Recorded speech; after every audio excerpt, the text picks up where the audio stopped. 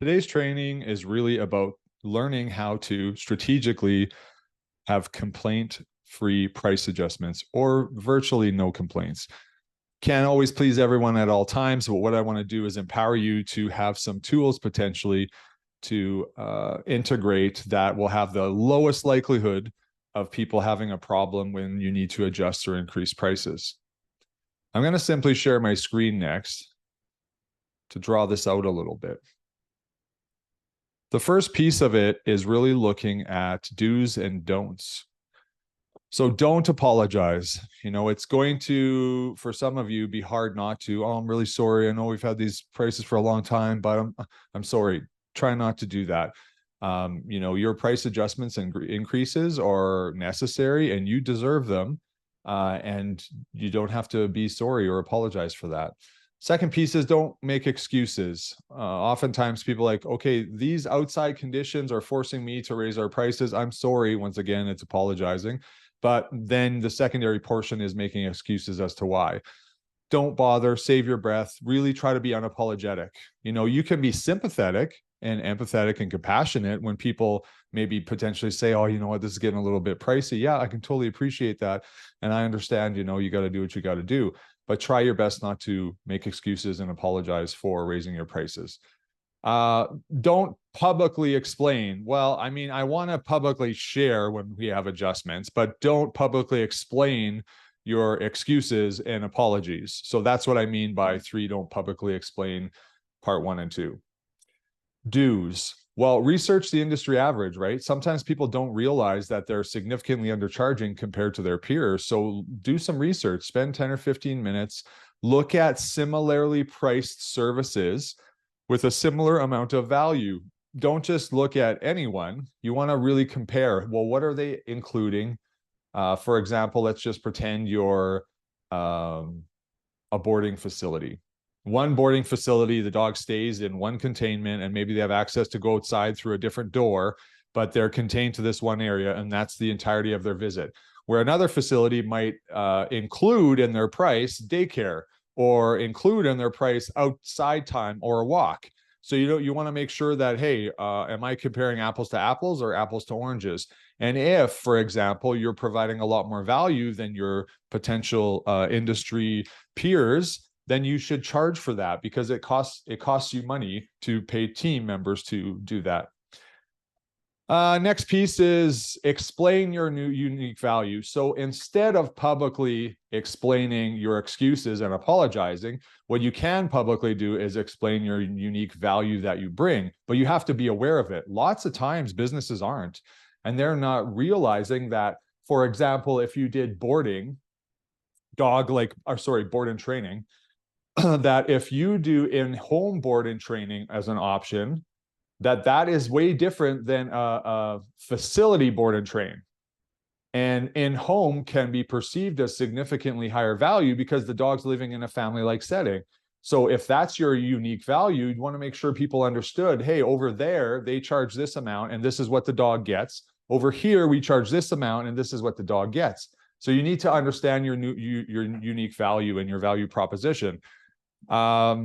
Another example might be dog training classes, right? If you include virtual instructional videos each week to go home with them in an email or whatever, and your competitors don't do any of that, well, that's a unique value that you brought to the table that you should help your consumers and customers realize that is different about what you're doing. 3, you got to be willing to outgrow some clients. This is probably one of the bigger issues why people have a hesitation or reluctance to increase prices because they think they might lose some of their clients. And the reality is you may. But in my experience, when you're willing to take that step forward, often their spots are filled with people that were more than happy to pay your additional adjustment or your additional increase.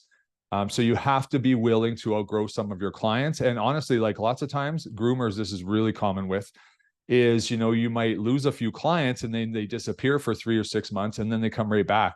And they're like, you know what?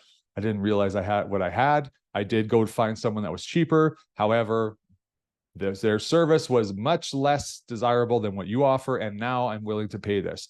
And I mean, I've heard that many times.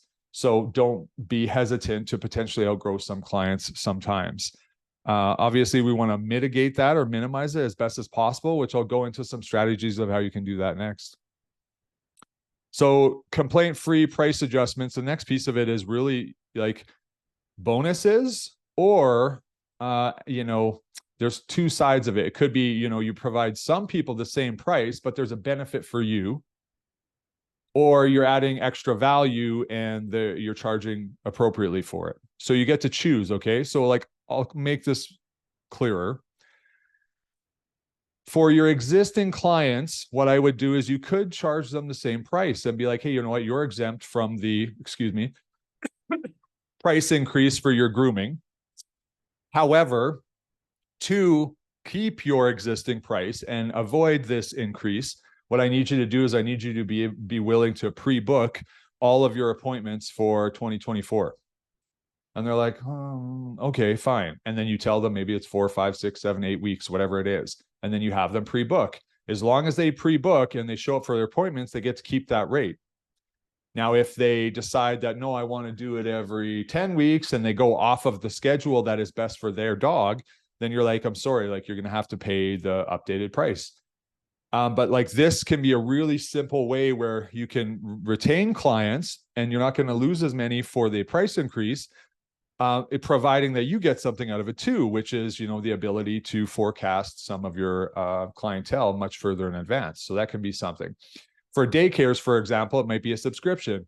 Let's pretend you are going to increase your daycare prices by $15 per drop-in. You're like, hey, okay, so we're going to offer a subscription, monthly subscription. You get to keep the same price of whatever, $25 a day. But what you are is you get Mondays every week, and you have to pay $100 per month for your subscription. If you want to just do random day drop-ins, you're more than welcome, but the price is $35 per drop-in. So they're like, well, okay, do I want to have a schedule and I get a lower price? So you just choose what's more important, convenience, but you're going to pay for the convenience of coming and going whenever you want, or consistency. If you guys do this for us, it's beneficial to us because we can predict revenue better. We can predict how many dogs are coming in. So we're going to provide you with the same price, no increase for you. The other option is prepaying. So for example, sometimes you could, let's say you sold, once again, we'll just use daycare as an example, is let's say you wanted to sell, I don't know, 3 months of daycare. You could have them prepay and then they get that reduced rate for the entirety of those 3 months. That's not the greatest example. It's just kind of what I thought of off the moment, but prepaying for stuff can help them maintain their existing price in any event. Or the other alternative is adding value. Now, you can do one or the other. Not usually going to do probably both. But for example, what I would probably do is this column A, if you will, is more likely going to be for existing clients, and this column B might be for new clients. So all new clients have to pay the new price. So for grooming, this is simple. Okay. Yeah. My existing clients, they get on a pre-booking schedule. They get the old price. Any new clients, whether they're pre-booking or not, they have to pay the new price.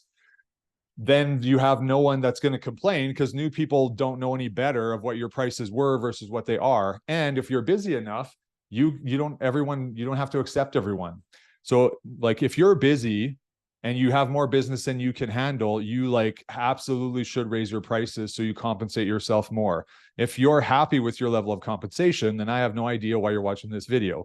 So anyways, added value. So the other option is, hey, when you do a price adjustment or increase, if you showcase the additional value that they get, and then you spend most of your time explaining that instead of giving excuses and apologies, that's going to resonate better with people. And then you have a little bit of at the bottom where it says price adjustment now reflects X amount of dollars. And it's just what the total cost is for that particular service.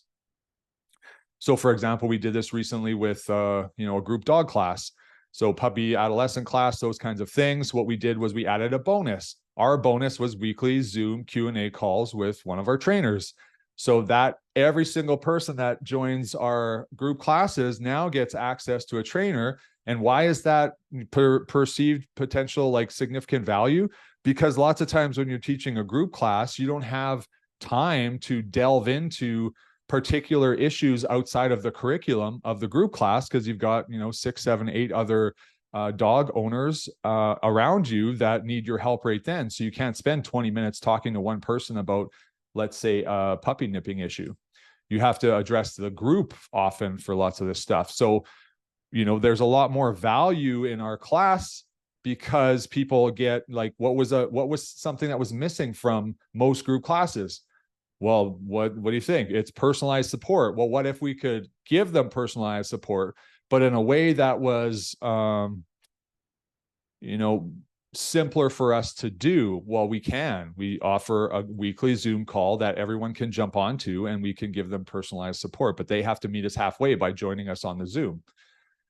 Anyways, once again, training, let's just say you wanted to increase prices. Well, maybe you add treats or a leash or some bonus that's showcased. Hey, we're starting to add this. We really love this product. We think it works amazing and is a really good compliment for your dog when they come to our class. And that's built into the cost of the session. Our class fee now for our 6-week program is XYZ dollars. So the last piece of it is you want to, like, price adjustments sometimes are really not well received if people get surprised by it. So let's just pretend they sign up or they bring their dog in for a grooming and you're like, hey, okay, your total is $90 today. And they're like, I paid $75 last time. And you're like, oh, well, our prices went up. People are going to get mad at that. So don't do that. So you want to make sure you notify your clientele so they're well aware. Now, if you're in a group dog class, well, they're going to have to complete your registration, presumably, that has the price on it. So you don't have to be as deliberate with notifying them because it's going to be clear on your website, etc. So it depends what kind of service you're in.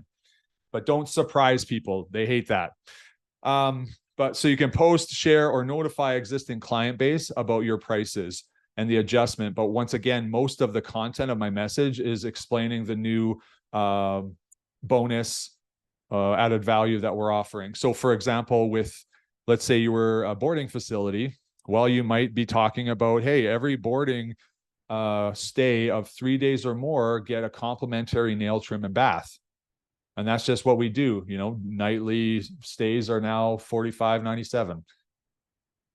So that's how you'd want to think about doing it.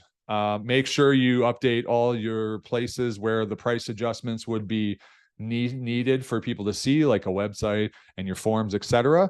But basically, that's the fundamental premise of how to make it less complicated and conflict-free or complaint-free in this circumstance, setting yourself up to succeed when you realize it's time to raise prices and adjust them. How can I do that in a way that my client is okay with it, or even like good with it, where they see the value that the extra value I'm adding?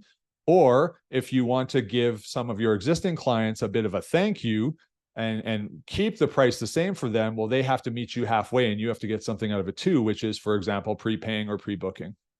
So I hope that's been of benefit. By all means, comment on this video wherever it's posted in front of you if you found value in it, and let me know if you'd like me to make some more similar content.